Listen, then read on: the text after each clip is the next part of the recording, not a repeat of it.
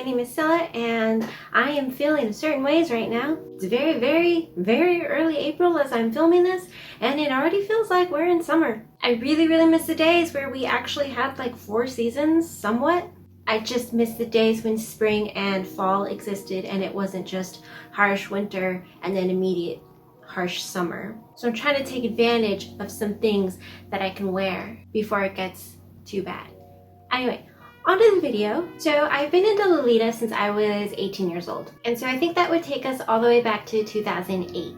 And I think that over the last 12 years, I can safely say that there's been one misconception that I have seen throughout the years, all pretty much among non-Lolitas who are looking to become Lolitas. Actually, I made a video a long while back about common misconceptions, and I briefly discussed this, but I'm gonna bring it up again just to, go over it some. I'd also like to go over me and my history with this concept of Lolita being too expensive, which it is. You can be thrifty, you can buy things secondhand, you can buy off-brand, you can make your own stuff, but as a whole, does all end up adding up. So to a younger person who doesn't have a job, is going to school, maybe only gets money like on their birthdays and for Christmas and stuff, I can understand why they might think that you probably have to be rich in order to buy Lolita.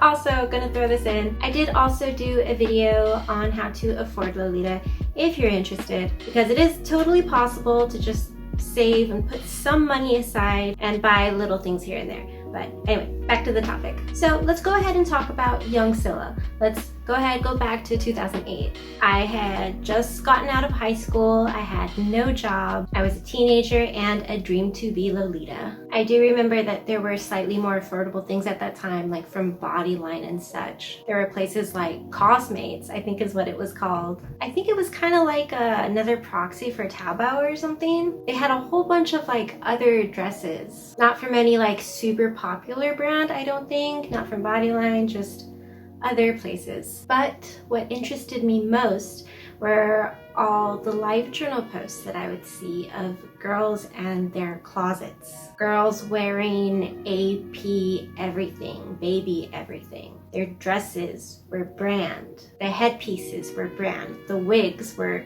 expensive, their socks and their shoes as well. OTT was becoming really big, so AP rings and bangles and wrist cuffs and just a whole bunch of stuff on the head. And at this point, because there was no lace market, even to get brand dresses secondhand, it was still very expensive. Any single sweet print that I saw that interested me at that time likely went for like $350, and I myself had $0 at the time. And so I would look through Daily Lolita very often and I would see the same faces with brand new things like every so often. Totally new cord with different accessories, a new bag, new shoes. And I tried to reason, how was it possible that these people could afford to get all these things like in such a short amount of time when there were other things to consider like rent and food and bills, school, phone, car, just like basic life necessities.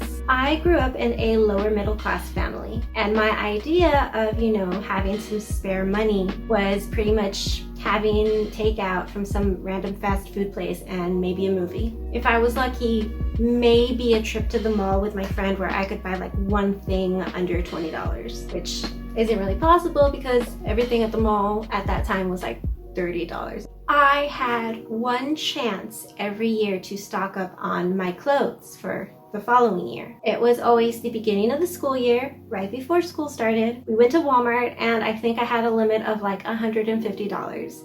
And I would buy like maybe 2 to 4 pair of jeans and a couple of nice shirts.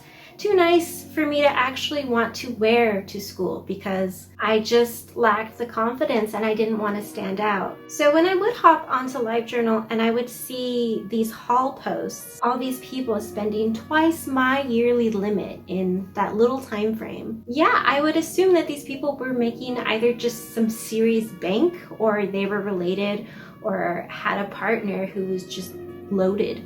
I realize now, of course, that that's not true at all.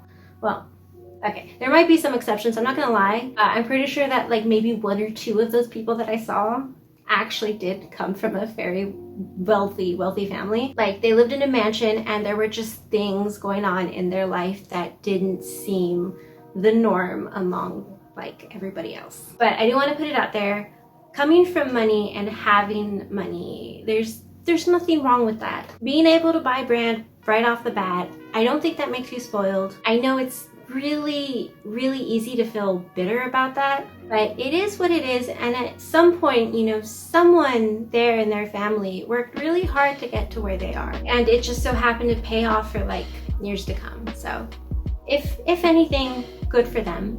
But yeah, most of us don't come from money. In fact, most of us start out with nothing, if we're lucky. If we're not so lucky, we start out with debt, usually from school or something. And in which case, I would always suggest that if you are in debt, I would pay that off as soon as possible before actually jumping in and buying any Lolita stuff. Because the quicker you get rid of that debt, the better. And also, you won't feel as guilty about buying stuff. But to any dream to be Lolita out there watching this video right now, to anyone out there who's watched a wardrobe video with a closet of over 20 dresses and plenty of shoes, accessories, and bags and stuff, to those of you on Instagram who follow people who have new cords every single day, that didn't happen all at once. No one suddenly has thousands to drop on dresses and special limited edition bunny bags and adorable mascot rucksacks and just another few hundred on uniquely designed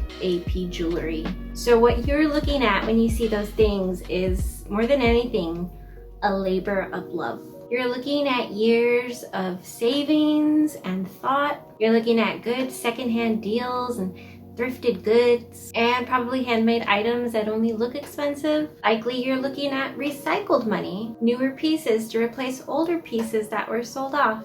You're looking at time and effort and patience. So please don't just assume that everyone's rich and you'll never get there. Maybe you're watching me and you think that I have a lot, which is fair. A lot of the things that I post are pretty material. But what you don't see are the 5 days a week that I am working full-time in uniform in a lab.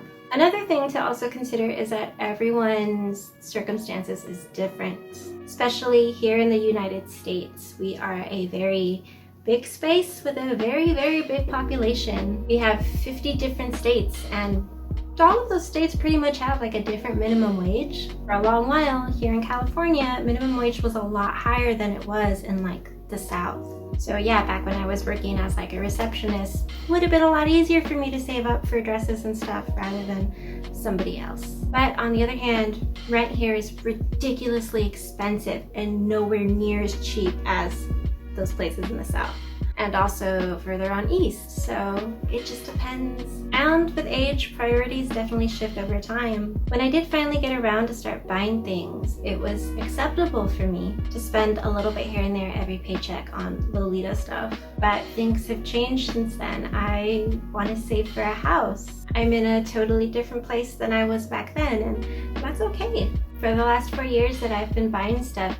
I've definitely seen the rate at which my closet's grown. It's differed over time, depending on where I was, what my priorities were. For a few months, it would just stop altogether because I had other focuses. Anyway, back to the point at hand, which is to get a few fully well-rounded cords, it does cost some money, but it doesn't necessarily have to be expensive, especially now that it's so accessible. So in my case, I'm actually really grateful that I started buying stuff when I did, because it is so much more affordable now. You're not limited to buying things only on LiveJournal and getting lucky and not getting a replica on eBay. And because of this, those who can afford to start buying stuff, you know, their closet is more likely to get a lot bigger sooner rather than as long as it used to take. But again, priorities shift, and as a whole, it just becomes a rather lengthy process. It's a journey, and we're all here together just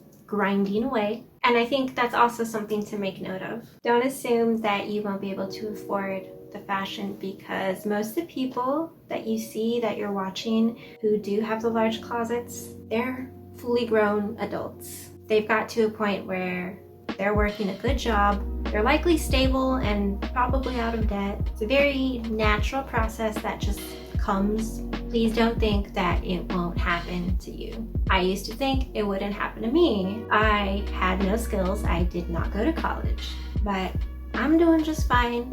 It's all good. Since first falling in love with Lolita, it's taken me 12 years to get to this point, but I'm happy where I am and I'm very grateful. Now I'm gonna end this video because it's late and I'm tired and it's hot. I'm gonna try to dress up tomorrow as well.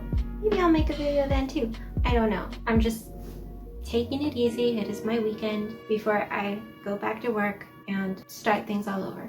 But yeah, that's all I have. So thanks for watching if you watched, and I will see you next time. Bye!